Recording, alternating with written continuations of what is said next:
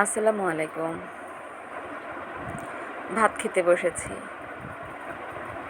প্রচুর খিদে লেগেছে। এখন যতক্ষণ পর্যন্ত পেট ভরে ভাত না খাবো ততক্ষণ কোনো শান্তি নাই।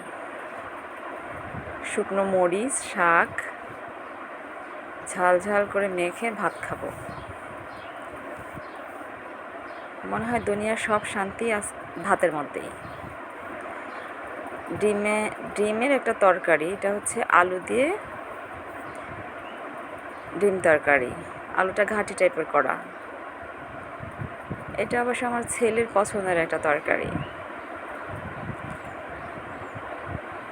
এখন শাক দিয়ে আর মরিচ দিয়ে আমি আগে ভাত খাওয়া শুরু করছি, আর সহ্য হচ্ছে না। প্রচুর ক্ষুধা লাগছে। এত ক্ষুধা যে মনে হচ্ছে যতক্ষণ ভাত না খাবো ততক্ষণ আর শান্তি নাই। মরিচটা ভালো করে মেখে ঝাল ঝাল করে নিচ্ছি আগে ভাতটাকে, তারপরে লাউ শাক দিয়ে খাবো।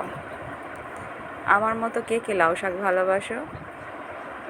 যারা যারা লাউ শাক ভালোবাসো তারা কমেন্টে জানিও। আলহামদুলিল্লাহ, লাউ শাকটা অনেক মজা। নিজের হাতে লাগানো লাউ গাছ থেকেই আজকে আমি এই শাকগুলো কেটে নিয়েছি। টাটকা জিনিসের মজাই আলাদা। শাক খাবো আর ডাঁটা খাবো না, তা তো হবে না।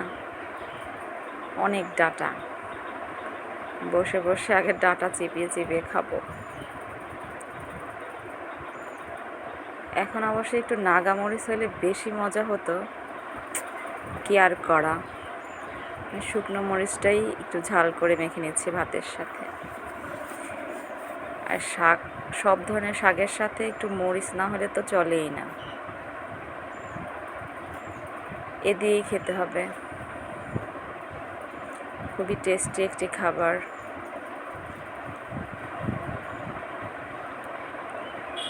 এগুলা খেয়েই তারপরে তরকারি নেব।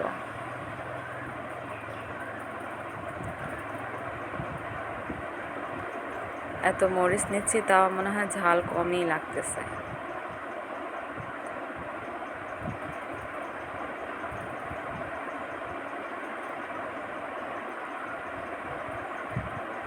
এখন শাক দিয়ে খাওয়ার পরে আমি একটু ডিম তরকারি নিয়ে নিলাম।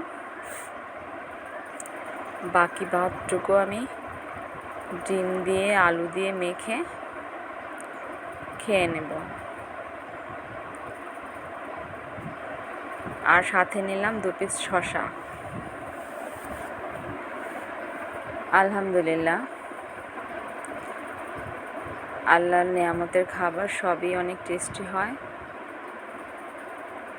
আলু তরকারিটাও অনেক মজা হয়েছিল। অনেক তৃপ্তি করে ভাত কটা খেয়ে নিলাম। অনেক মজার একটি খাবার।